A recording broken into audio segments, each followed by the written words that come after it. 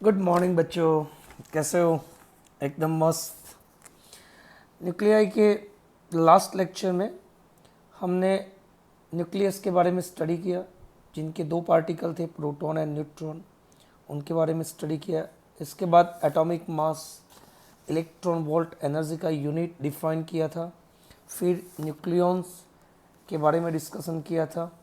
Atomic number, atomic mass क्या है, nuclide किसे कहते हैं, आइसोटॉप, आइसोबार, आइसोटोन, आइसोमर के बारे में स्टडी किया था। अब वहाँ से थोड़ा आगे निकलते हैं। हमारा क्वेश्चन है कि भाई जो आइसोटॉप है उनका एवरेज मास कैसे निकालते हैं, क्योंकि जो आइसोटॉप है उनका जो कॉन्संट्रेशन है मेटल के अंदर डिफरेंट होता है। तो यहाँ पे मैंने लिखा है the different isotope of element are found to have different relative concentration. मतलब डिफरेंट आइसोटॉप का एलिमेंट के अंदर जो कॉन्संट्रेशन है वो डिफरेंट होता है। फॉर एग्जांपल कि क्लोरीन है तो एटॉमिक नंबर है 34.98, तो उसका जो कॉन्संट्रेशन है 75.4% है। और दूसरा एक आइसोटॉप है जिसका मास है 36.98, जिसका परसेंटेज है 24.6। आप अप्रॉक्सीमेटली यहाँ पे 75% और यहाँ पे अप्रॉक्सीमेटली 25% ले सकते हो। तो एक ही एलिमेंट से क्लोरीन, जिनके दो आइसोटोप, दोनों का जो कॉन्संट्रेशन है वो डिफरेंट है, तो इस सिचुएशन में इसका एटॉमिक मास हमें निकालना है। तो हम क्या करेंगे? तो इसके लिए मेथड है average mass. Average mass of any element equal to N1A1 plus N2A2 plus dash dash dash. अभी दो ही आइसोटॉप है तो हम N1A1 प्लस N2A2 लेंगे। A1 is the atomic mass and N1 is the concentration in percentage. तो यहाँ पे मैंने लिखा 75.4%, मतलब 100 से डिवाइड किया into 34.98। Same 24.6 divided by 100 multiply by 36.98, तो हमें मास मिलेगा 35.47 AMU। ए क्लोरीन का एवरेज मास है, ठीक है। जैसे आइसोटोप क्लोरीन कंसिडर किया, सेम आइसोटोप हाइड्रोजन के है। आप अच्छे से जानते हो कि हाइड्रोजन के 3 आइसोटोप है, एक स्टेबल है और दूसरे 2 अनस्टेबल है। हाइड्रोजन एटम, जिसे हम प्रोटॉन के नाम से भी जानते हैं, जिसका एटॉमिक मास है 1.0078 AMU।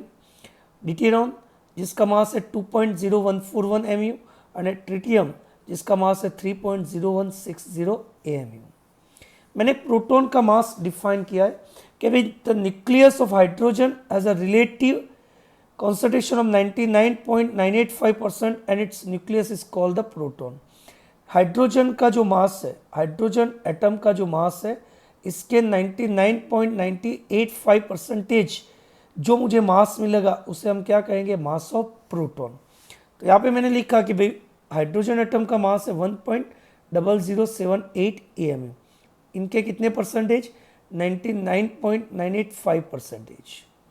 ये वैल्यू मैंने निकाला तो 1.00727 AMU मिला, और इसको केजी में कन्वर्ट करना है तो मल्टीप्लाई बाय 1.66 इंटू 10⁻⁻27, तो हमें प्रोटॉन का मास मिलेगा। अगर इस तरह से प्रोटॉन का मास हमें नहीं निकालना है तो दूसरी मेथड है हमारे पास कि भाई हाइड्रोजन एटम्स है, इसमें दो ही चीज़ें, एक प्रोटॉन और दूसरा इलेक्ट्रॉन, इसमें न्यूट्रॉन तो है नहीं। तो mass of proton equal to total mass of hydrogen atom minus mass of electron. Hydrogen atom का मास कितना है? तो हमें आगे डिस्कशन किया 1.0078 AMU। इसमें से इलेक्ट्रॉन का मास हम माइनस कर लेते हैं तो हमें वैल्यू मिलेगी 1.00728 AMU, और इसको केजी में कन्वर्ट करोगे तो ऑलमोस्ट ये दोनों आंसर सेम आएंगे।